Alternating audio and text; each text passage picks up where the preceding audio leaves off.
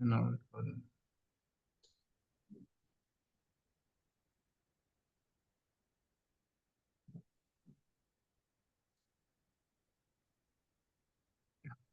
So let's begin with introductions of the course, and then so to begin with, my name is Mudassir Isa. The Okay. course I'll be taking you is international business.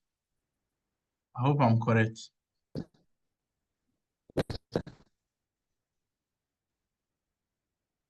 So let me just on my camera a little for you to see me.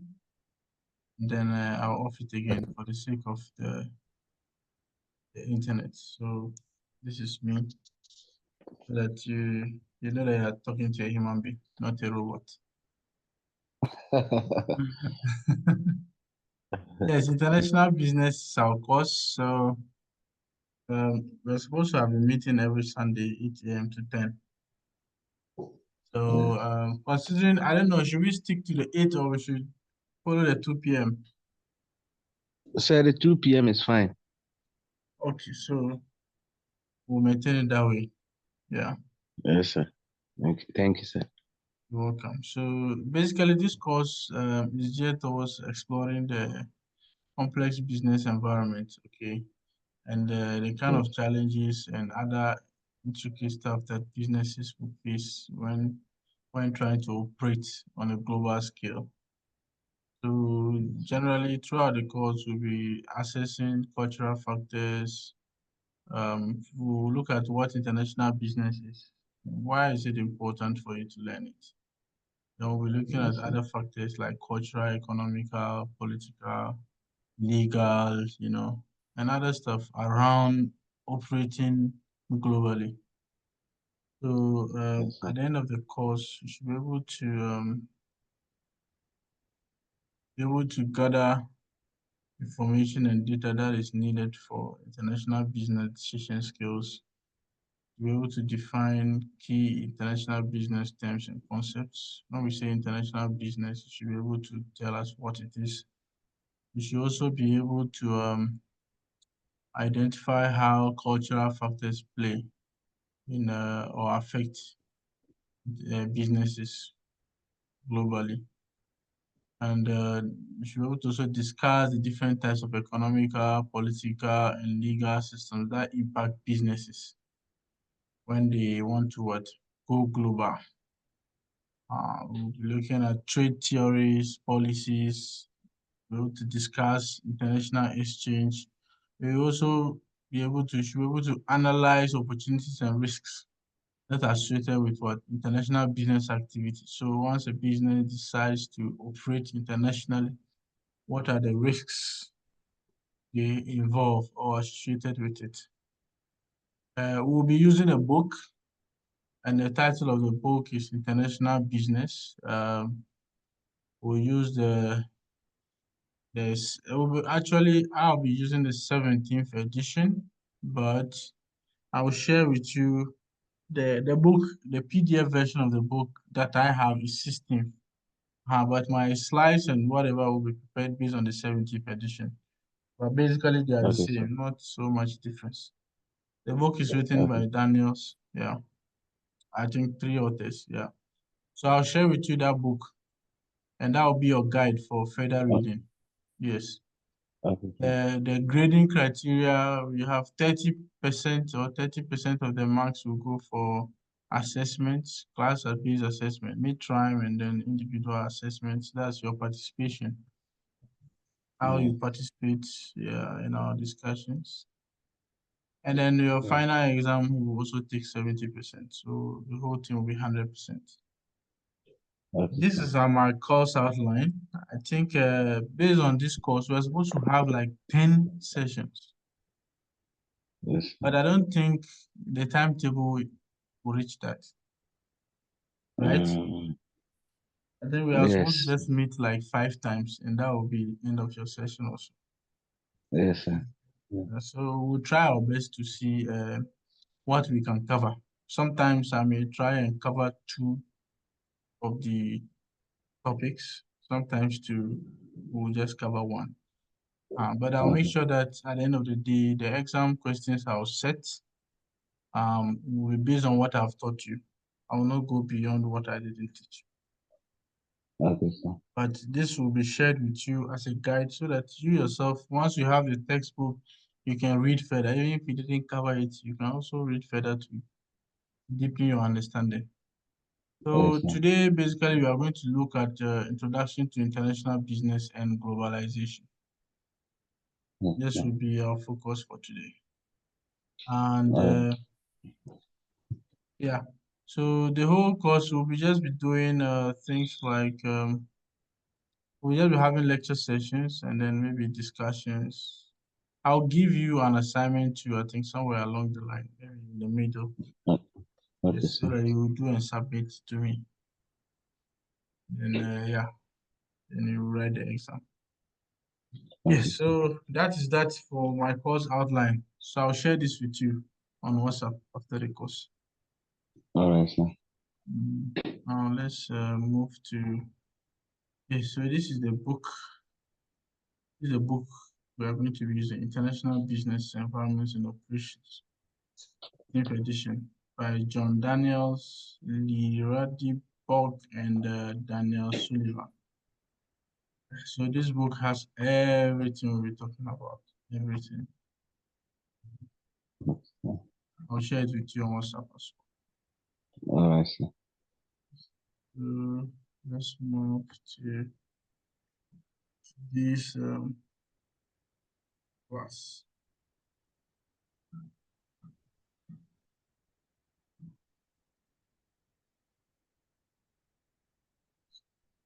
Point.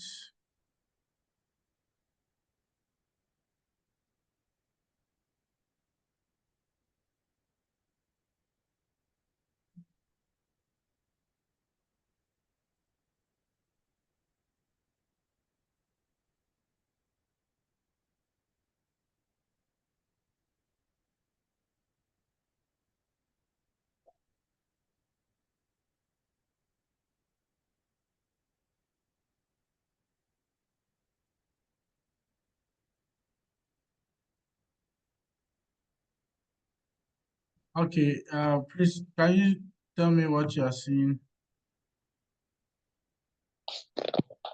Um, so right now I'm seeing international business, lecture one, globalization and international business. Okay, good, that's it. Yeah, that's the course. Yeah, so the objectives of this course is to, one, we should be able to explain what international business is, why should you study international business, how is it important? Yeah, and then we should also be able to understand what globalization is. And then what's the relationship between globalization and international business?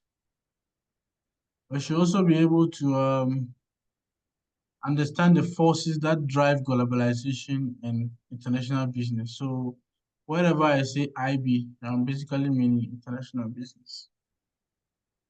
Then we would look at the major criticisms of globalization, that is the issues surrounding globalization.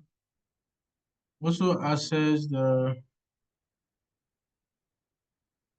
just a minute.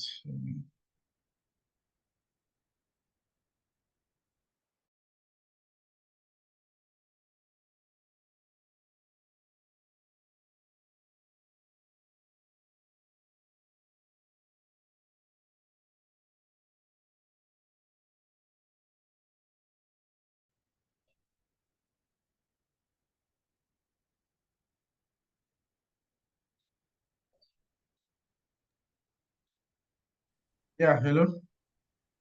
Hello, sir. I can hear you. Okay, let me reshare my screen.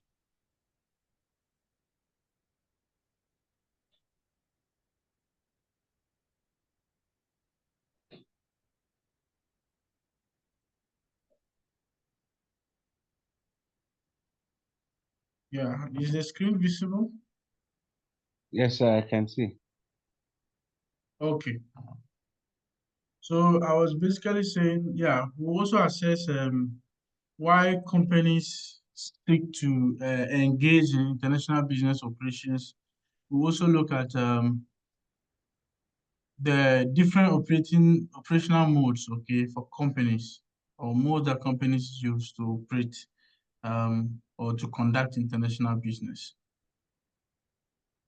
Look at how the external environment and other factors affect how companies conduct their international business operations. Yeah, so to begin, we'll be looking at what is international business and why should you study it? Why are you studying it? Or what is the goal? Why did the school put it there for you to study? How important is it for you? Yes, and then we'll look at other factors. So first of all, basically international business refers to, the trade of goods and services. Okay, goods and services, and it can, when we say goods and services, the services can involve technological services, it could involve exchange of capital, it could involve knowledge, trading of knowledge or exchange of knowledge across what borders and at a global or transnational scale. So when we say across borders, you see, when you take the map, when you take the map, the world map, there are Yes. demarcations for every nation. So Ghana Yes. has its demarcation, um, Togo has its demarcation. In that order, we have even continents as well, right? Yes. So if you are doing business beyond your borders, for example, if you take the map, if Ghana is doing business beyond our demarcation, then that is what? International business. It could be trading of goods, it could be trading of services, it could be exchange of technological ideas or technological capacity. It could be investment or capital, or it will even be human resources, that's knowledge and what have you. So these are all dimensions of what international business. So why should you study international business? Basically, if you look at the world today, okay, a chunk of businesses operating in the world today are involved or they do what we call international business. Even in Ghana, there are certain products that we consume. If you walk to the supermarket right now, all the products you see in the supermarket is not all that these products that were actually manufactured in Ghana. No, Yes. some are from companies elsewhere, but how did those products get into your country? How did they find themselves here? It's through international business. So international business is rampant, like it's so widespread. And so because of that, you need to understand how it works, or you need to know about it. Yes. And also, you as a student, as you are doing your program, your intentions are that at the end of the program, you should earn a certificate that will earn you a job. If you're already having a job, maybe you are looking at a promotion in the job or moving to or getting that qualifications to move to another better job. You may be employed by a company that is what? Practicing IB. That is Yes. international business. And so if you join a company that is operating across borders of Ghana, obviously you need to understand international business to be able to what? Also know how the business operates. Take Coca-Cola for instance. Coca-Cola is not a Ghanaian company, right? Yes. But currently they operate in Ghana and they have staff in Ghana who are Ghanaians. You may find yourself working for Coca-Cola. So understanding of what international business can even help you in your career to help you Yes. understand the job, and be able to perform your duties properly. Also, another reason why we say international study, understanding international business is important is that sometimes the policies that government put in place, certain policies that government put in place may be geared towards encouraging international business or discouraging international business. You see, so if you understand the dynamics of international business, some of these governmental policies, it will give you that leverage to be able to understand whether this policy that the government is instituting is an advantage to IB or disadvantage to IB, or whether you should follow this political party or not to follow, or follow that political party or not to follow this political party, based on what policies that has to do with IB. So, if, for example, you are passionate about international business, but party A is bringing in certain policies that you read them and you see, no, these policies are not going to aid international business. So you can move to maybe party B because party B's manifesto or policies can aid international business. If you don't have the understanding of IB, you may not be able to make these sound decisions, or you may not be able to make this kind of analysis. Yes. And also managers who are working for companies that conduct or engage in international business. It helps them make decisions, especially maybe decisions that has to do with resources or sales, right? So you understand how to connect. Maybe your company, you are you are operating a certain product and you need maybe something that another company, another company.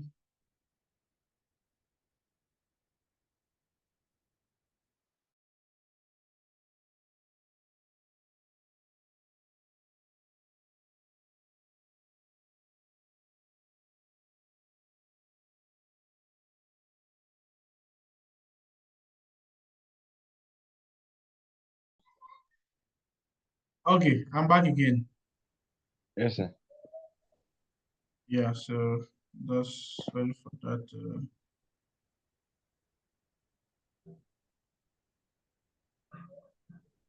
Yeah, so still on why we should study international business. So if you're a manager in a company conducting IB, yes, understanding of IB can help you in your decisions or your position, yes. And also it will give you leverage to understand your competitors, especially either those within your primary country of operation or those within other countries that you want to enter and compete. So next we'll look at factors to consider in international business operations. So any business that is engaging in IB or operates. Wow. Hello, Charlie. Yeah, please.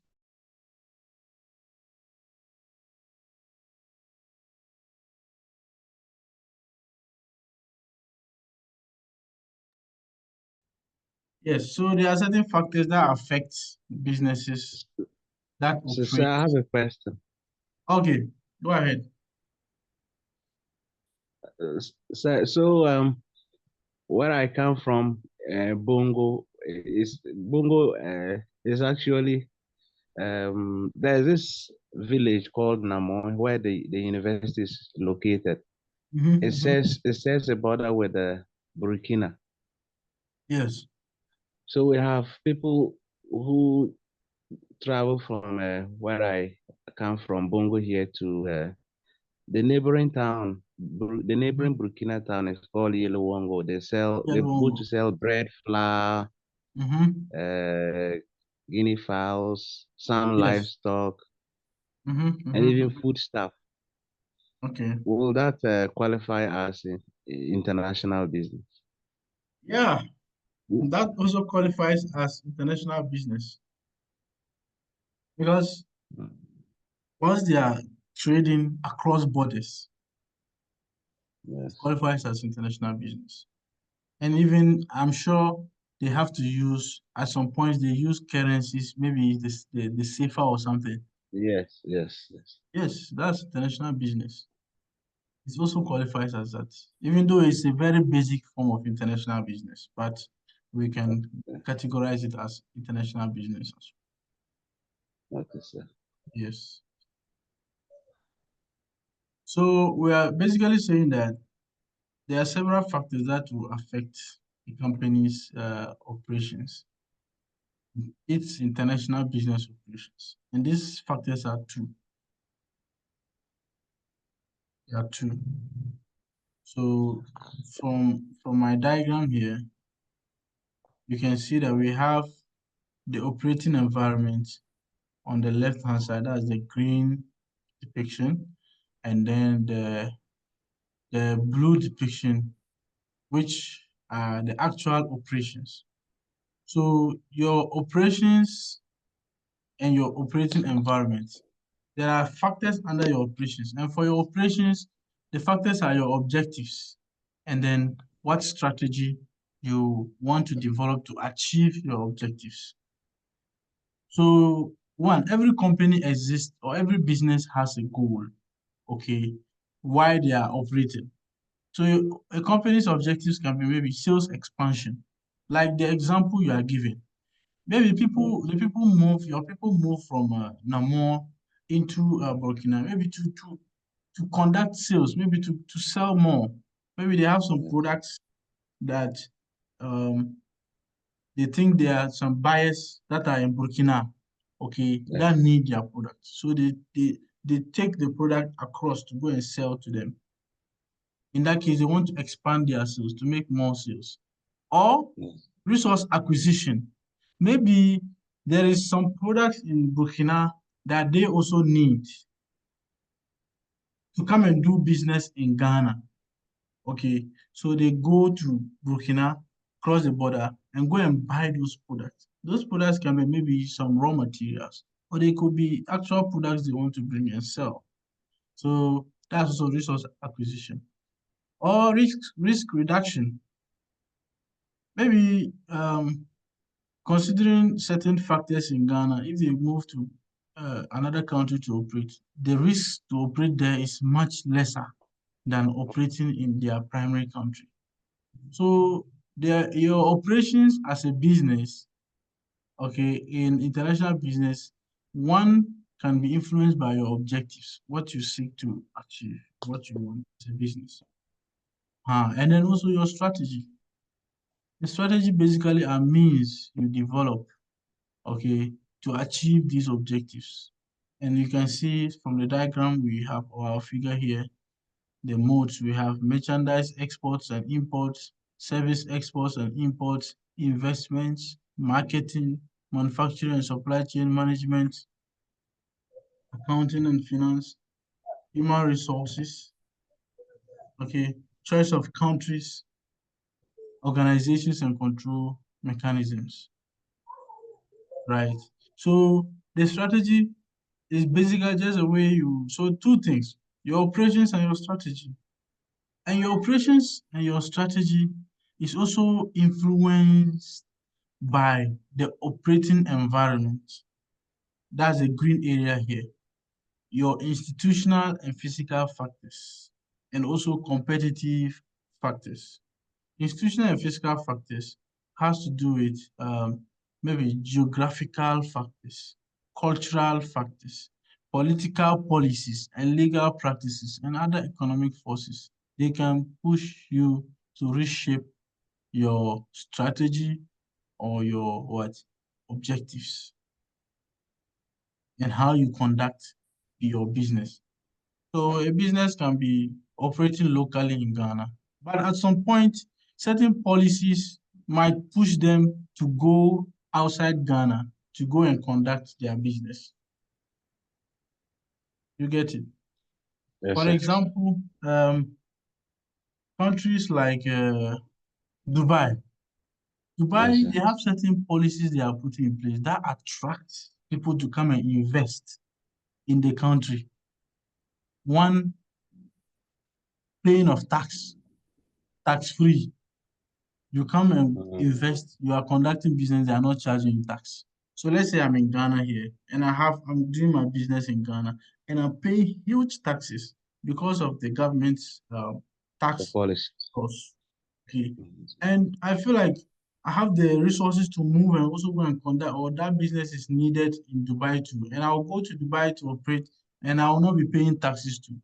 You see that I'll start finding ways and means to move or create some branch over there as well. Yes. Yes, sir. Yes.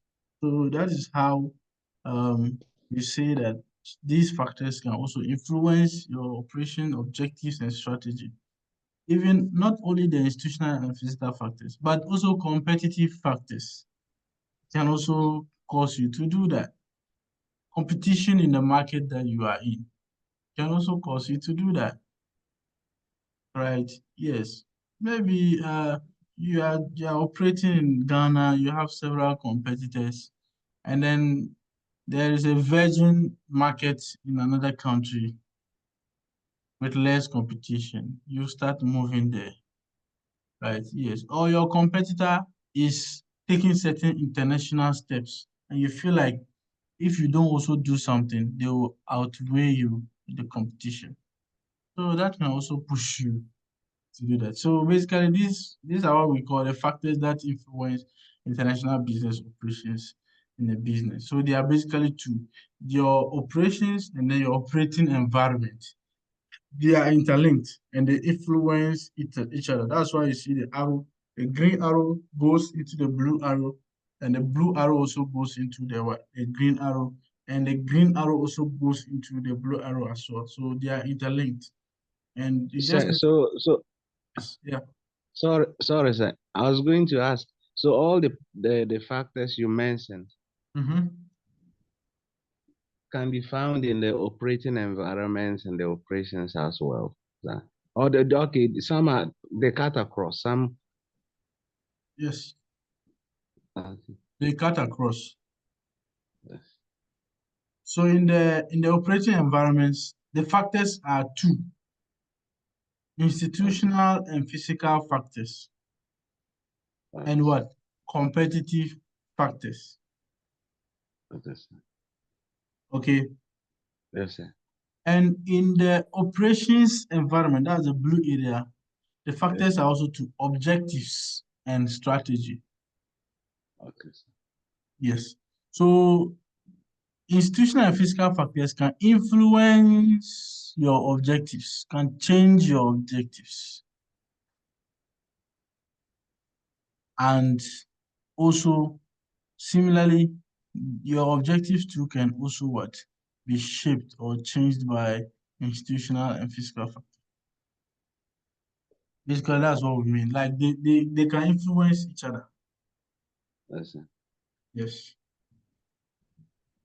All right. So enough of international business. Now we are switching into globalization. Yes, globalization. So when we say globalization, what do you mean? What do we mean? Or what does it ring a bell to you? What does it say to you? Can you share just something you understand by that?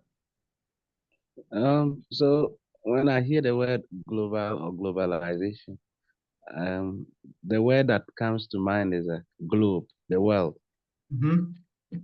So Yeah. globalization, in my opinion, would be trying to make your business reach uh, Mm-hmm. many parts of the world Mm-hmm. or Mm-hmm. make it known to the world. Yeah. Yeah. That's cool. That's good. Yeah, so you might have heard a saying to that says that the world has become a global The village. global village, yes. Has become a global village. Yeah, so let's look at the definition of globalization. Globalization is said to be the widening and deepening of interdependent relationships among people from different nations. Interdependent relationships among people from different nations. This term sometimes refers to elimination of barriers to international movements of goods, services, capital, technology, and people that influence the integration of world economies. So the removal of barriers, right? The removal of barriers when it comes to movement of goods, services, capital, technology, and what? People. That's all about globalization. So this is the definition of it. You can also express it or say it in your own words, and you will be correct. Yeah. So let's look at how does globalization, international business, how do they connect or how do they relate? Basically, we say that international business, globalization has facilitated international what? Business, right? Yes, because the world has become like a global village. It's actually aiding international business. It has made it possible for businesses to what?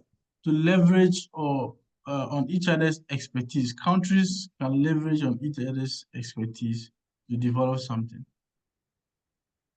Let me give you an example. The iPhone that we know. Yes, Okay, when you buy an iPhone, you will see assembled in what? California. yes. Made in China, assembled in California. Mm. The parts, the various parts that makes up the iPhone, those parts are manufactured in China.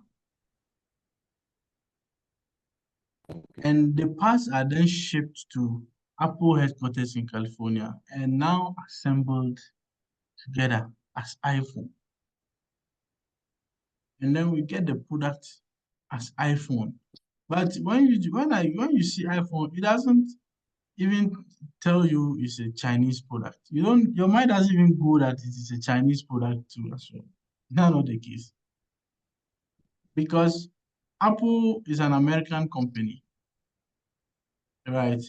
So you don't assimilate the product to China, but in reality, most of the parts inside the iPhone were manufactured in China. Yeah, that is because of what? Globalization and international business. Yes. So we say that one, globalization helps promote globalization, the connection. When globalization facilitates international business, it makes it possible for countries like businesses to connect with other businesses in other countries. Maybe, okay, I am manufacturing a car. I'm a car company in Ghana. If you even take, for example, Kantanka in Ghana. Have you heard of Kantanka?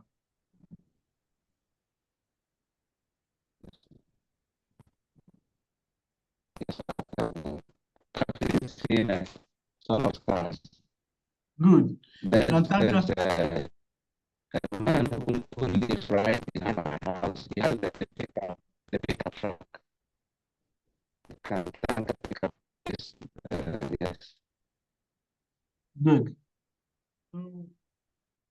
Most of the Also, parts, most of the parts in Kantanka vehicle were not manufactured in Ghana. Yes, especially the engine. mm, Kantanka doesn't manufacture engine in Ghana. So Kantanka will contact another okay, company outside the country, and that company will manufacture the engine and sell it to Kantanka. And Kantanka will now put the engine inside their what? Car and manufacture. At the end of the day, you see okay, Kantanka all over. But it's not everything in the car that was manufactured by Kantanka. So because the yes, world has become a global village and it has made it possible for businesses to connect. So Kantanka is not manufacturing engines, but Kantanka is able to let another business or another company in another country to build or manufacture engine for them to put in their product. So this, at the end of the day, we have what? A product called Kantanka car. And it's nice. So we say that through globalization, we are able to achieve the following. we get what? To use quality products. Today, some people, when they go out to buy shoes, they won't buy any shoe except it's Italian made shoe. Yes, sir. Why? Because they believe that Yes, the shoes made in Italy are what? Quality. And if it's not because of globalization and international business, how will Italian shoe be in Ghana for you to buy? You get it? So it has helped facilitate us to what? Get yes, quality sir. products. And also lower prices. Lower prices. Today, if it's not because of China, if it's not because of China, many of us cannot even use smartphone. You know that. Techno and Co. Techno Yes, sir. Yes, started to manufacture yes, smartphones at very affordable price. And now everybody is using smartphone. Thanks to what? China. yes, sir. They own the company Techno. So we're able to get products at lower prices. And also it boosts the what? The standard of living. Yeah, so these are some of the advantages too we can get from globalization. Yeah. So when students are given opportunity to go and study in other countries, Yes. like that will that form part of globalization? Yes, yes, People yes. go to It's before the war broke out in Ukraine. We used to have a lot of people going to Ukraine to train as medical doctors, as medical doctors. and Yes. yeah, Yes, the and transfer of knowledge even is part of globalization. That is possible. That's also true. yes, Yes. And it's also international business because yes, those time there used to be some contract between the countries, between Ghana and the Ghana government and Ukraine government. yes, Yes, and there's some benefit that both countries derive or attain. It's yes, even can be classified also as international business. okay, sir. Yes, international business can happen even at the governmental level or national level between countries, like Ghana and China. Yes, Ghana and China. China give us loan and then they give us contractors to come and do the for building bridges and whatever to come and do it. yes, And also at some point we also allow them, we give them mining concessions to pay yes, to pay the loan back. yes, Right. Yeah. So yes, those are all those dimensions, or you can look at it in that manner. Yeah.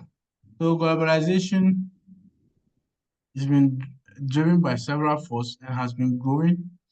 The world is growing and becoming um, more and more interconnected and impacting country to country, right? Yes. And all this is possible because of what? One, the rising increase in what? Technology. Technology is making globalization is I don't know how to put it. It's making globalization more rampant yes, sir. and popular. Yes, technology is one of the key driver of what? Globalization. And we look at cross-border trade and resource movement. Cross-border trade and resource movement.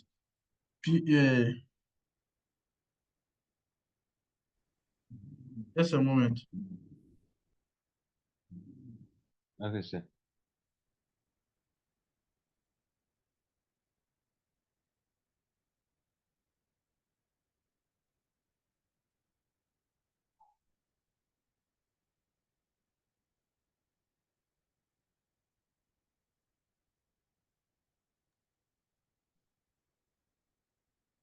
Yeah.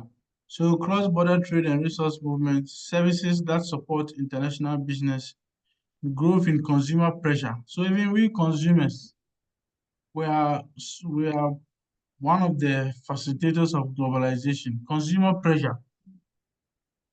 You happen to travel to maybe UK and then you discover a certain product, and then you come to Ghana and you want that same product. So because of consumer pressures, other what do you call it? Countries are forced to allow other products from other countries into the country.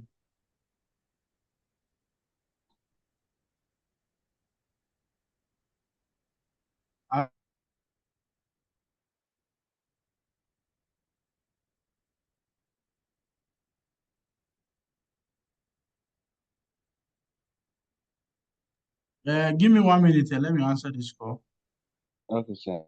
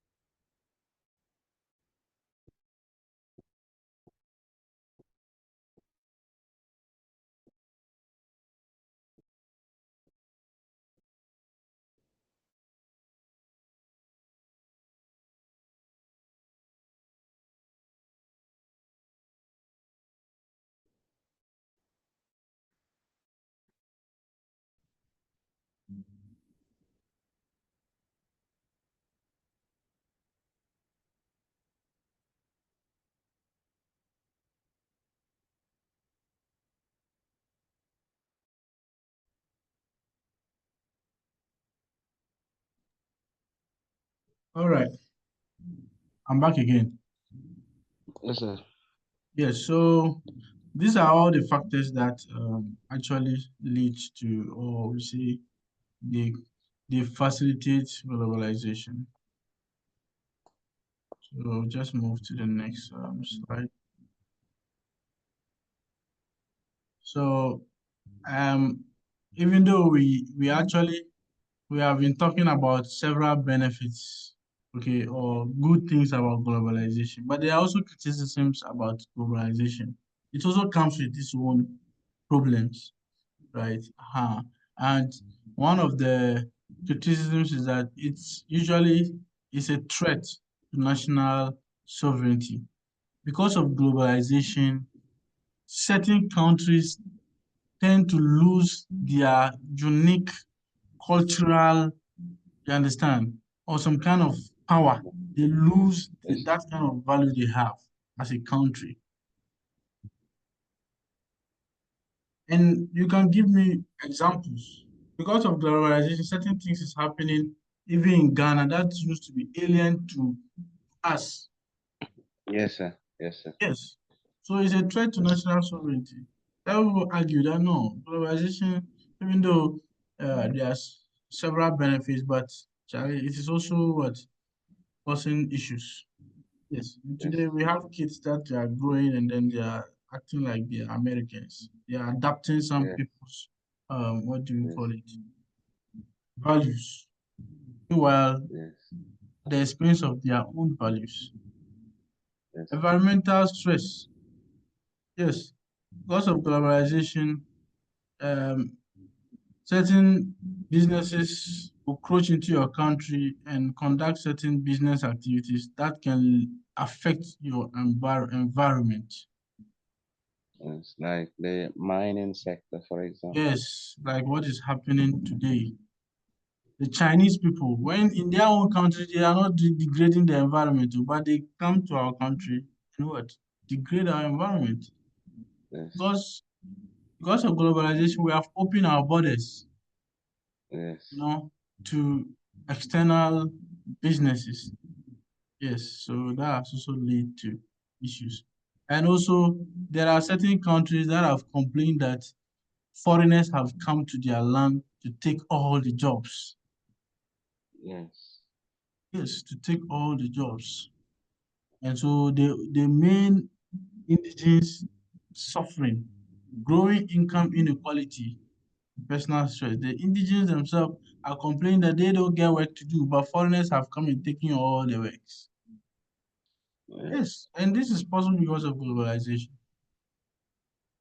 It was it in South Africa where they South were Africa, attacking foreigners because they felt the foreigners were taking their jobs and all their jobs. Yes, South mm, Africa, that was one key example.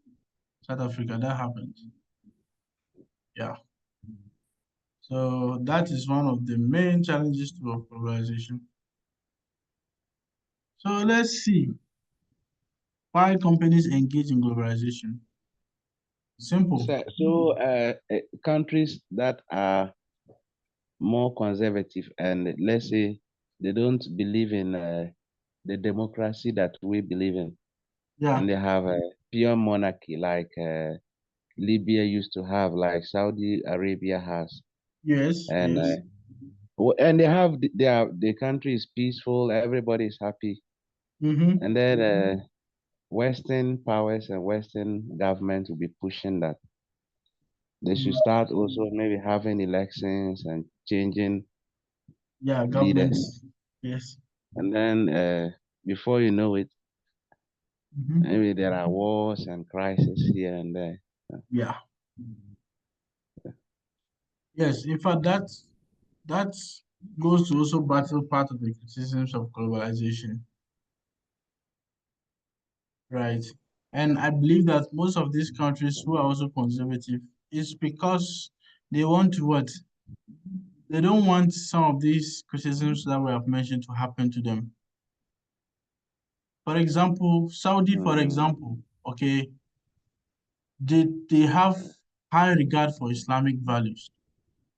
yes, Okay, yes, they don't Islamic values like alcohol and gambling and all yes, those things yes, yes, are, yes, it's not, it's uh, against their religion.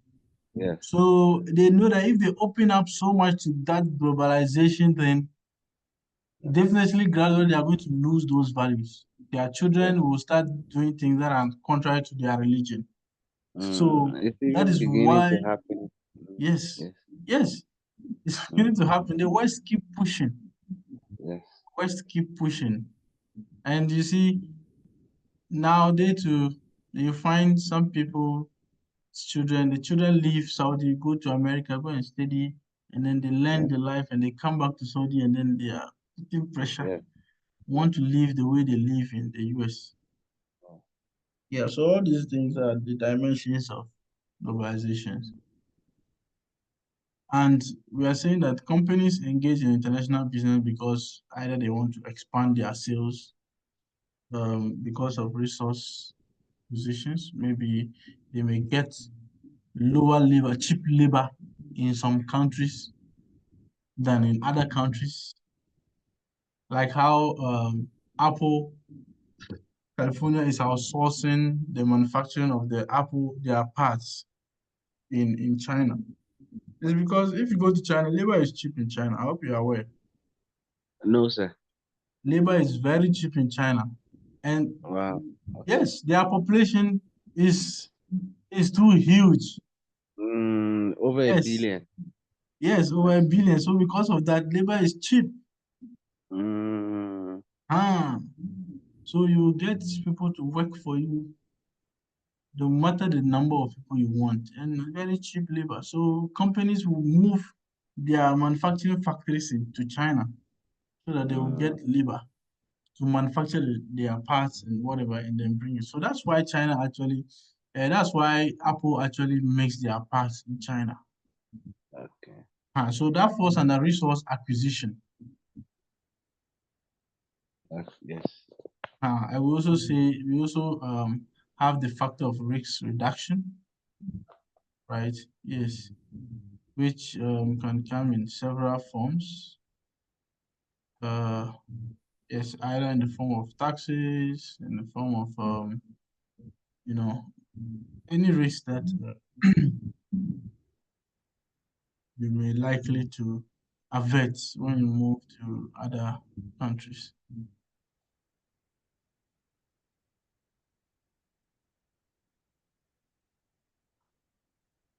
Or some other places to maybe the primary, a place like Japan. You know, Yes. Japan is a tectonic country. Yes. Their land is shaky. So Mm, earthquake can yes. happen Yes. at Yes. any time. Hmm. So companies that originated originally from Japan maybe might move certain aspects of their business to other countries because of certain factors, Mm, uh, certain risk related factors. yes. Yeah. So let's look at modes of operations or international business. It can come, the modes can be in the form of exports and imports. Exporting, like how Ghana, some people import um, rice into Yes. Ghana. Ghana will Even import, we import almost everything. even sugar. Yes. Everything. Sugar, a lot, just mentioning fruits, whatever, importation. And export to, when it comes to export, what we will export from here to other countries, very minimal. Cocoa. Yes, cocoa, raw Cocoa. cocoa. Yes. And countries will bring us plenty of finished cocoa products. Yes. Yeah, so IB, international business can also come in form of service exports and imports. So things that has to do with services.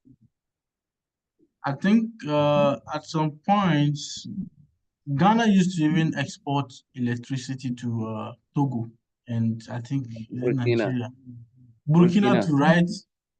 Yes. Even as we speak, Burkina Mhm. gets electricity supply from Ghana. From Ghana. Mm, Wow. yes. Mm, Yeah, so you see that. So we export, these are not really tangible products. yes. So and also investments. The national business operation can also come in the form of investments. Investing, investing in what do you call it? So how about when we send our soldiers for peacekeeping? When we send our soldiers for peacekeeping, yeah, so that can fall under service Yes. exports because the soldiers are going to do something. They are going to actually offer a service. Yes. That's keeping peace, right? Yes. Yeah, so that can fall under service exports.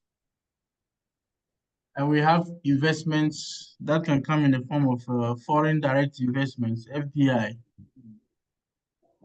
I Mm, don't know if you are familiar with that term, foreign direct investment. If you've done operate mm, finance and those kind of yes. Yes. courses. Yes. Sir. Yeah, so you got desire to invest in something in another country, So right? how about where um a company would lend its name or brand's name like the or trademark Like how for KFC maybe does. exactly. Uh-huh. Yes. That's also international business. Okay. And I think that can fall under investments. Okay. Yes, that can fall under investments. So these are the various modes, but the list is not exhaustive. The list can span beyond what I've categorized here. Uh,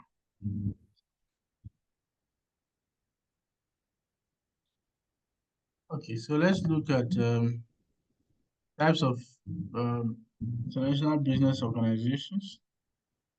When we say a company is an international company, what do we mean? Any company operating in more than one country, then it's an international company. So the businesses that are in, let's say, Ghana, specifically in Bongo, that have a branch in Burkina, no matter how small they are, but they are in an international company. Okay. Yes, yes. And when we say a multinational enterprise, basically a multinational enterprise is a company that has foreign direct investments in other countries,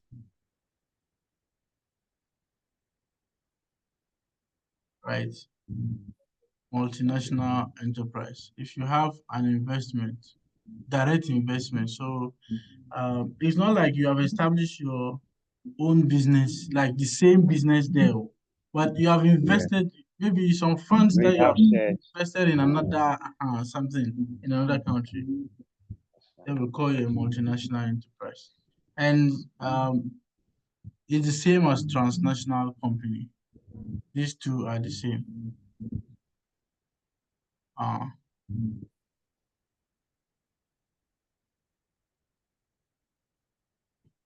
Yeah, so some of the banks that are operating here in Ghana yes. uh, have their origins in Europe, Yeah, like Islamic Barclays, and practice. Mm. so which category will those fall under? Yeah, so the case of, let me say, Stanbic, for instance, Yes, sir. Stanbic would fall under an international company Yes, sir. because it's the same, like it's a bank that exists in different countries. So is a third one the transnational? Oh, No, no, no. The transnational is the same as a multinational enterprise, actually. okay. Yes. And we are saying that an international company is a company that is operating in more than one country. Yes, sir. Okay. Like the foundation of that company is existing in another country as well. Yes. So a bank in Nigeria and then a bank Access. having a branch in Ghana. Access. That's an international company. Yes. But we are also saying that a multinational company is a company with a kind of investment in another country. That investment might be in a different enterprise, but it is Okay. owned by that company too. Let me see if I have an example. Can you think of an example? Mm, Good. Look at it's not. Infinix and Techno. Oh, yes. You know, these two are not different companies, they are from the same mother company. No, I'm not aware. Yes, Techno and Infinix, there's a name for that particular company that owns the two of them. Okay. Yes, and they have Oraimo as well. Yeah. All these are owned by one company. Okay. Yes, but we are thinking that they are different. Some people will be arguing that I'm using Infinix, a good company Yes. than Techno, but it's all one Yes. company, but Mm, different investments. okay. Yeah, yeah. So You can expand your reading in the book or further if it's still confusing anyway. But that's just the basic understanding of all these things. Yes. Yes. So we're looking at how fiscal factors will affect the company's what do you call it, operations. So when we are talking about fiscal factors, we can look at geographical factors and then demographical factors. Geographical factors, or let's say demographical factors, when we say demography, we are basically referring to what?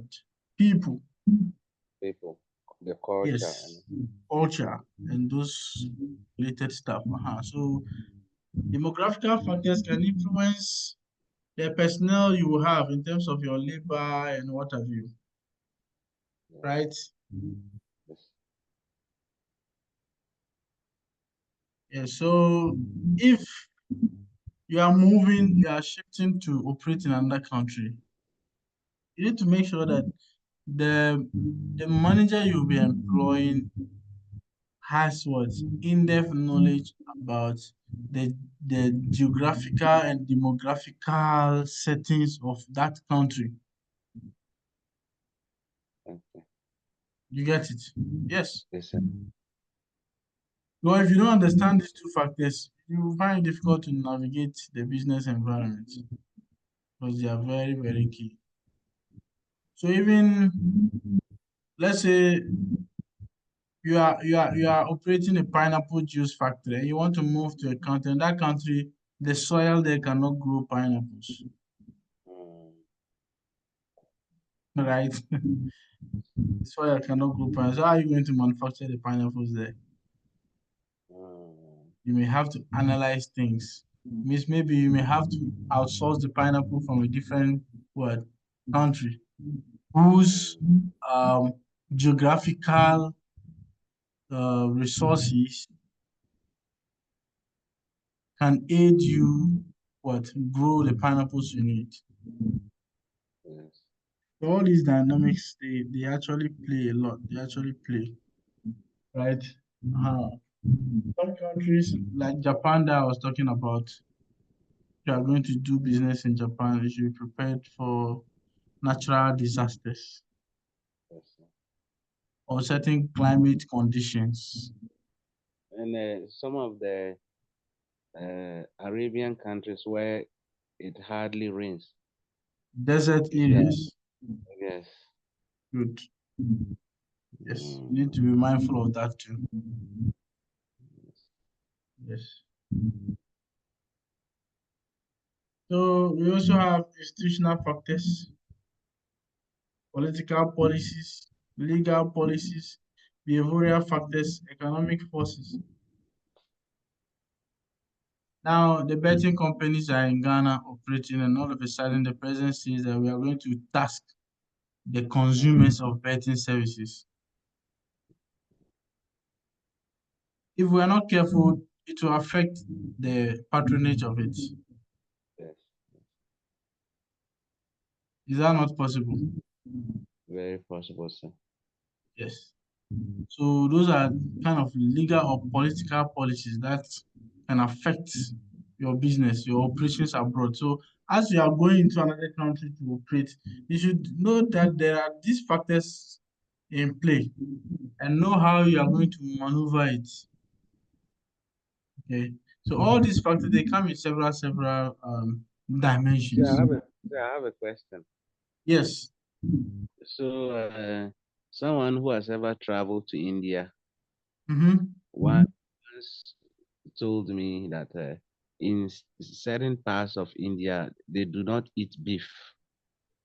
Like Okay. those who belong to the is it a Hindu religion or In something the like that? air, beef can be a god for them. Exactly. Uh-huh. So Yes. you are planning to start up a beef production A beef factory. yes in a place like that. Mm-hmm.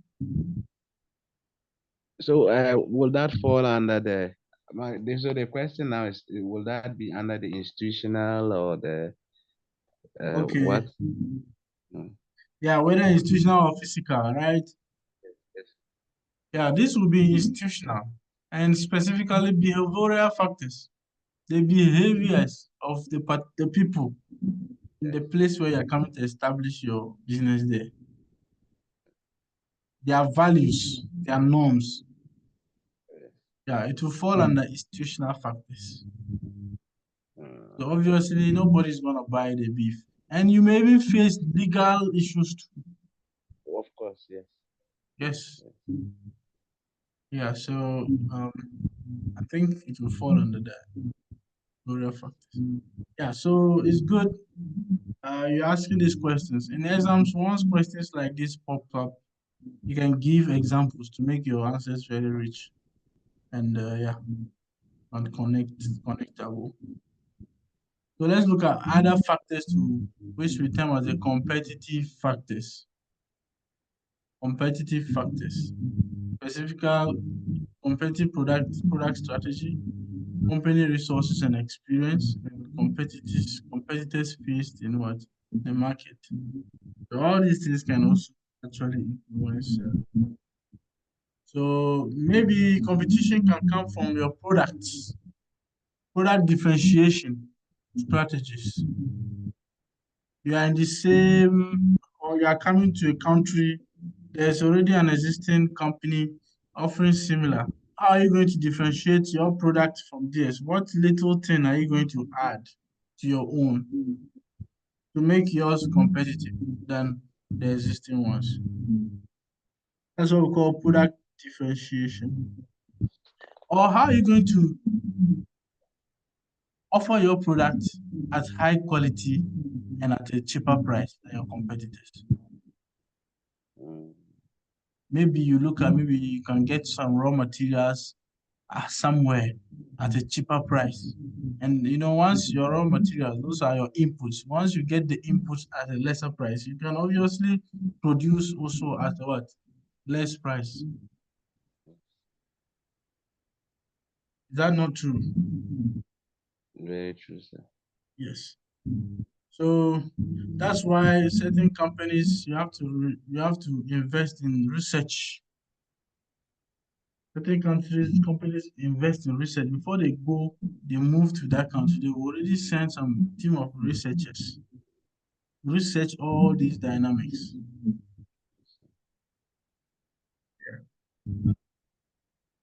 And we look at companies' resources and experience. So when you are going into another country to operate, and your existing competitor, you have to look at their resources and your own, and their experience on your own, right? Yes, Yes, all those things can influence because you are going into a country, let's say your competitor already is like 10 times or 20 times bigger than you yes, in terms of resources and even in terms of experience. They have all the top experienced workers. How are you going to survive this competition? Yeah. And also, you have to look at the intensity of the competition you have in the market you are entering. Yes. All these are factors that affect how a business may operate abroad. So, in a nutshell, this brings us to the end of today's lecture on international business and globalization. So, at this juncture, if you have questions, you can throw them up and then we discuss. Then, subsequently, I will share with you the resources on WhatsApp for further sir. reading. I have a question on the last slide. If it is possible, you could go back. Yeah, this slide. So, yes, sir. Okay. So let's say I'm asked to discuss 5 factors that can affect how businesses operate abroad. Mm-hmm. And I mentioned, am I supposed to mention institutional factors as one? Explain that, mention competitive factors as one. Explain that, uh, and so on and so forth. Or I can take maybe because under each of these factors we have other Practice. Yes. Yes. factors Yes. as well. So can I take two here, two there, one there, or I should take institutional factors as one, physical factors as one, Yes. You have competitive to take factors them as one, one. one, one. Physical factors, institutional factors, and competitive factors. Okay, okay. Right? Yes, sir. Yes. So And the not the question point too can that also be situated on just one factor. Like also, how does institutional factors affect how businesses operate abroad? Then you base your answers based on each political. You talk about policy and give example, legal, give example, behavioral, and give economic, and give. yes, sir. You get it. But if the Yes, sir. question is just based on what factors that affect how business operate, then you are going to mention these three factors and then you give general examples. In that case, there's no need to mention all the sub factors. No. You can just list one or two and give some examples and you'll be fine. Thank you. Does I that understand. answer your question? Yes, sir. Thank you. Yes. Okay. Welcome. Yeah, so are there any further questions for me? No, sir. I really enjoyed the lecture today, and I'm looking forward to our next meeting. Great, great, great. I'm glad you did enjoy the lecture. And I'm also very impressed by your contributions and participation in the class. Thank you. And I'll encourage you to keep that up. Thank you very much, sir. So we'll meet subsequently on Sunday at 2 p.m. Yes, sir. Thank you very much.